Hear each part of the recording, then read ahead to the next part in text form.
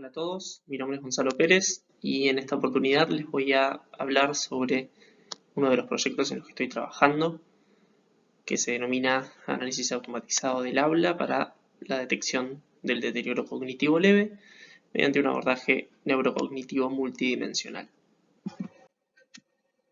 Antes de seguir con la presentación en sí misma, me voy a presentar. Soy ingeniero biomédico recibido en la Facultad de Ingeniería y Ciencias Exactas y Naturales de la Universidad Cavaloro. Actualmente estoy desarrollando mi doctorado en Ingeniería en la Universidad de Buenos Aires y trabajo en el programa de Inteligencia Artificial en Salud del Hospital Italiano de Buenos Aires. En lo que respecta a mi doctorado, mi línea de investigación actual se centra en la implementación de técnicas de procesamiento del lenguaje natural y análisis automatizado del habla para detectar, para caracterizar diversas enfermedades neurodegenerativas, trastornos neuropsiquiátricos, neuropsicológicos. Todo esto mediante el uso de herramientas de aprendizaje automático.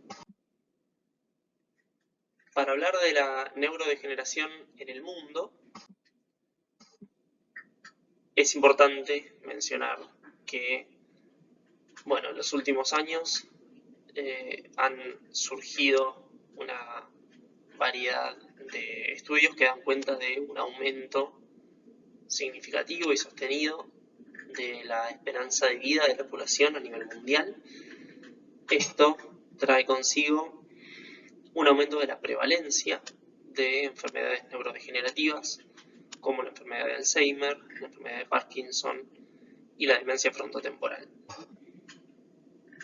las cuales llegan acompañadas de un aumento de la discapacidad de los pacientes que las padecen, una mayor dependencia de sus cuidadores, lo cual redunda en una carga para ellos, y además aumenta los costos económicos, tanto a nivel personal como a nivel de políticas públicas para mitigar los efectos de estas enfermedades.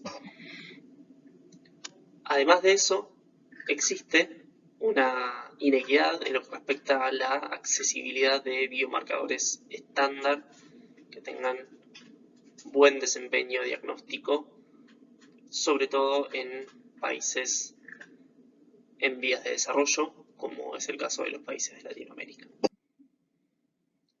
Particularmente el deterioro cognitivo leve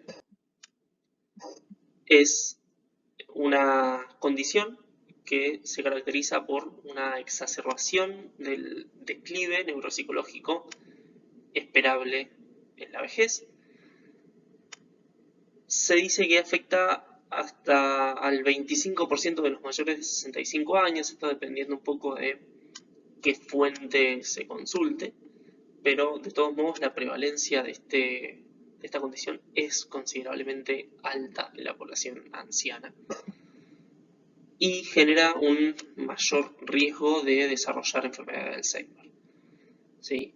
Mientras que en la población general mayor de 65 años la chance o el riesgo de desarrollar enfermedad de Alzheimer es del 2%, el hecho de padecer deterioro cognitivo leve aumenta esa cifra hasta un 15%. Actualmente el enfoque que se sigue para la caracterización, para el diagnóstico, la identificación de deterioro cognitivo leve como etapa temprana del desarrollo de otros tipos de demencia, se basa en el empleo de herramientas clínicas como test neuropsicológicos que deben ser desarrollados, tomados y analizados por psicólogos profesionales entrenados, o bien de manera complementaria también estudios de resonancia magnética estructural y funcional para detectar patrones de atrofia cerebral o patrones diferenciales de conectividad funcional en el cerebro.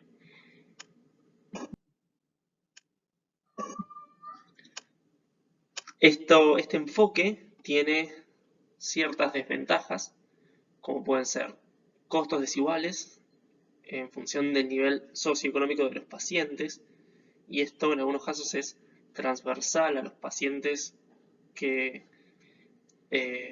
pertenecen a una población como sucede en muchas ciudades de Latinoamérica, en las que no hay acceso a tecnología de salud de avanzada.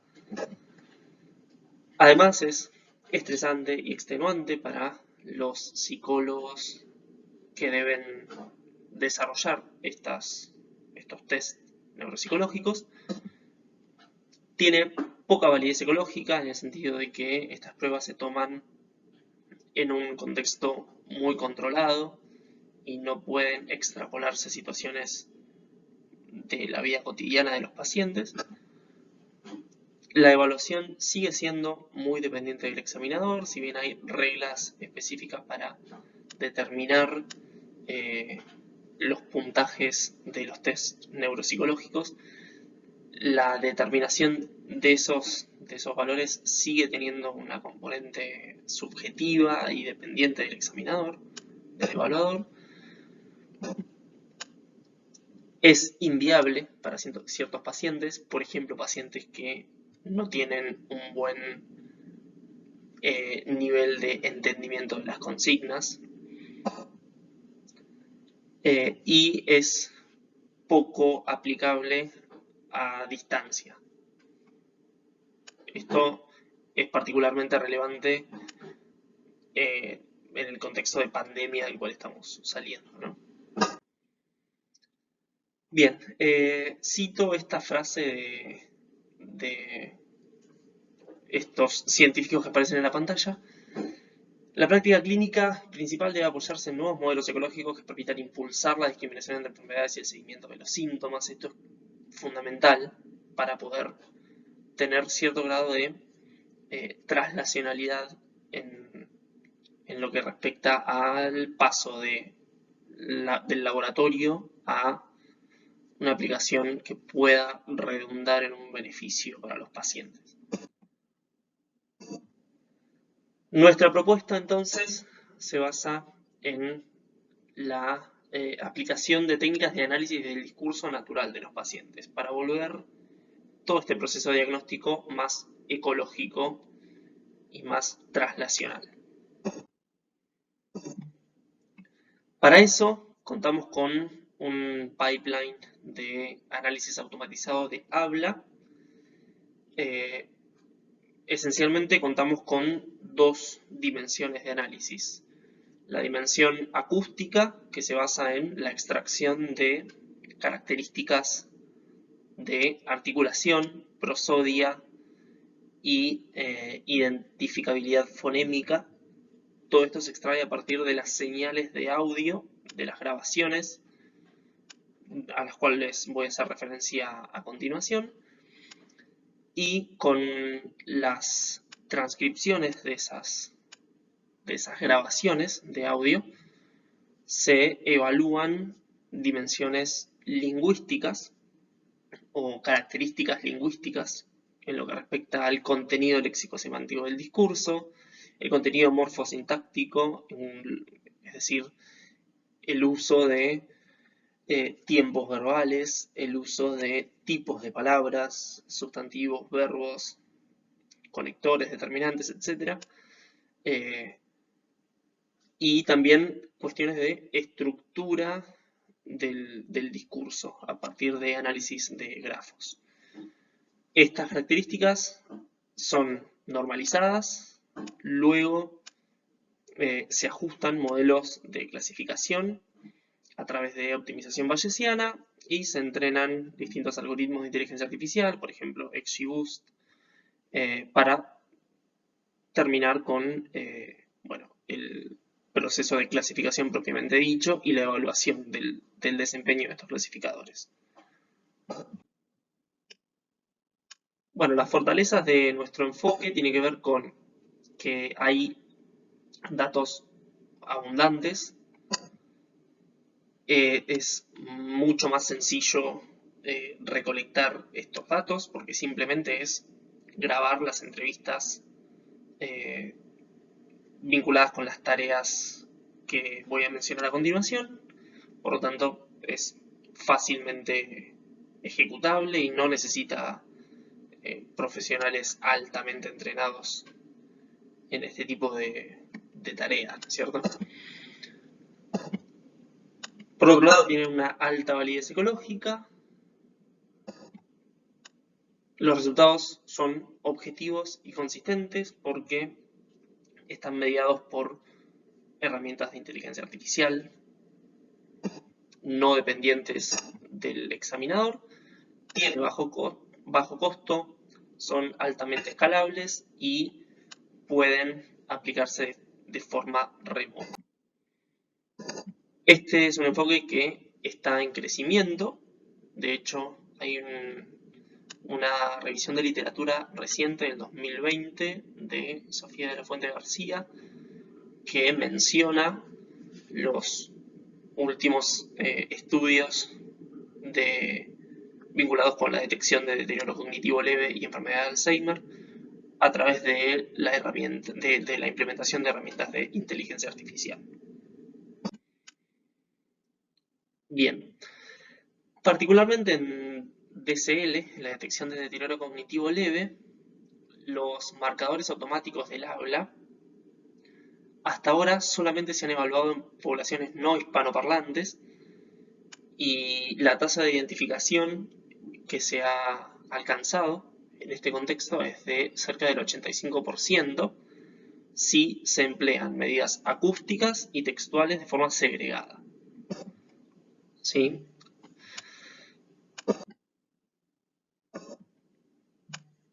Al mismo tiempo, tanto en DCL como en la enfermedad de Alzheimer, los resultados de clasificación mejoran hasta alcanzar un 92% de precisión, de sensibilidad, al combinarse medidas acústicas y textuales.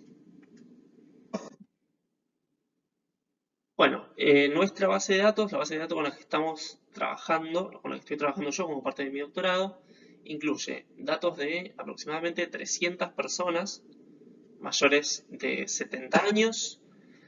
Los datos han sido provistos por el Centro de Gerociencia, Salud Mental y Metabolismo de Santiago de Chile e incluye datos de personas sanas, personas con queja cognitiva subjetiva y con deterioro cognitivo leve.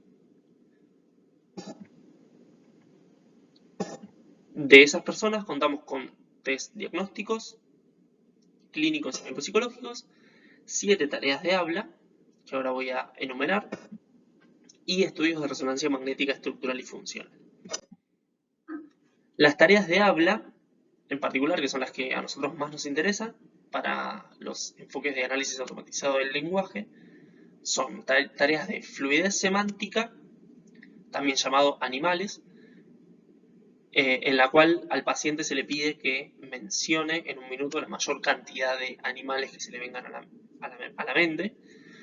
Fluidez fonológica, que es similar al concepto de fluidez semántica, pero en lugar de pedirle una categoría semántica en particular, se le pide que al paciente que mencione la mayor cantidad de palabras que empiecen con un fonema en particular, como P, F, A y S.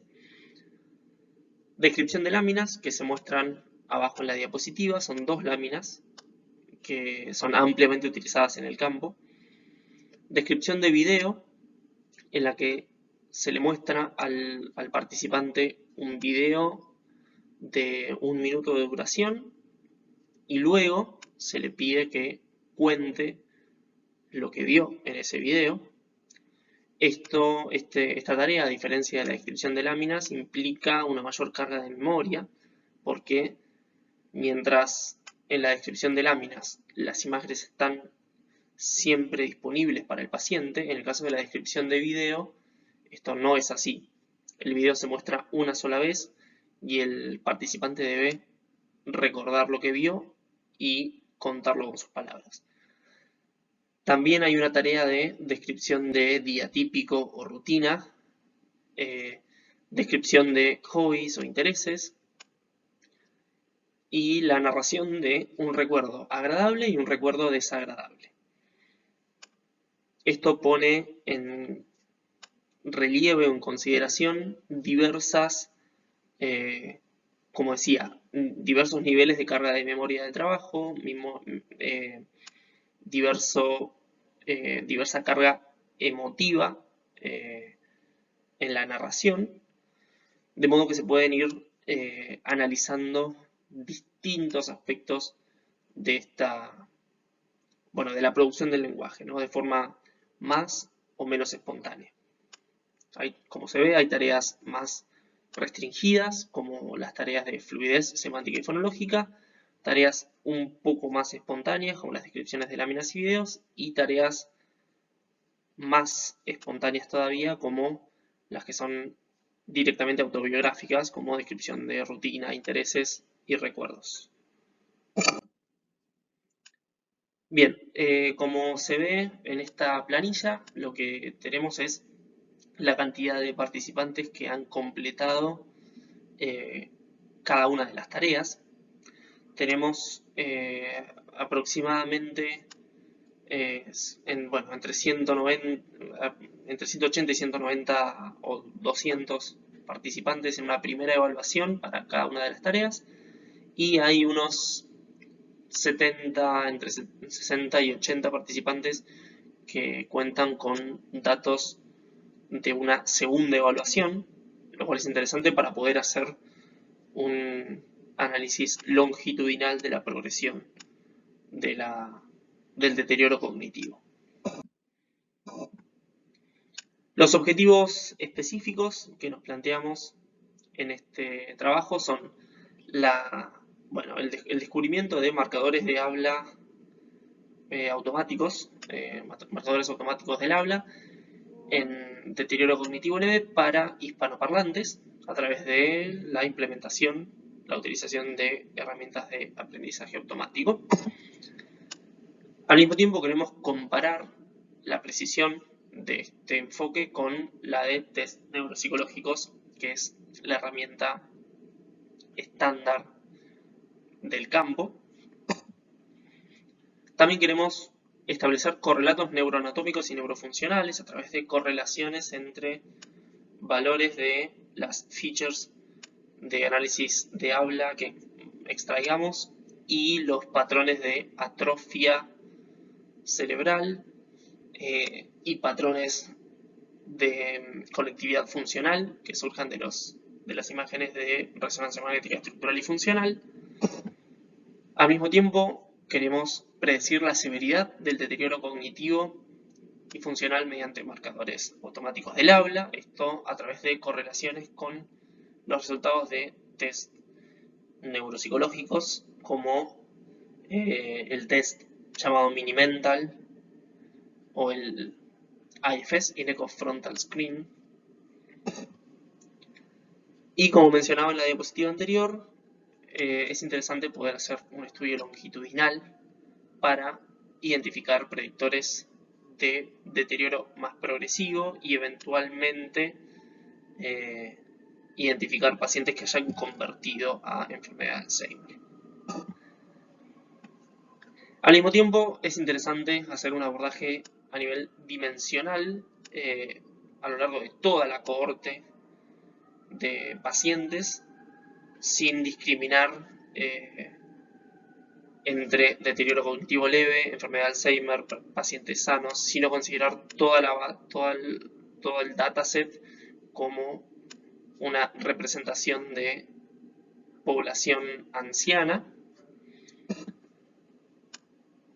Y hacer un abordaje de clasificación con DSL, por ejemplo, y testeo en pacientes con enfermedad de Alzheimer para identificar aquellos marcadores de DSL que sean robustos también para la identificación de enfermedad de Alzheimer o viceversa. Y algo muy novedoso tiene que ver con una comparación interlingüística con una cohorte de participantes italiana, cuyos datos ya están recolectados. También contamos con señales de audio y transcripciones automáticas y revisadas. Ese es un abordaje muy novedoso, también que tiene muy pocos antecedentes en la literatura. Bueno, les dejo información de contacto para quien esté interesado en seguir discutiendo estos temas. Cualquier idea es más que bienvenida. Muchas gracias por su atención.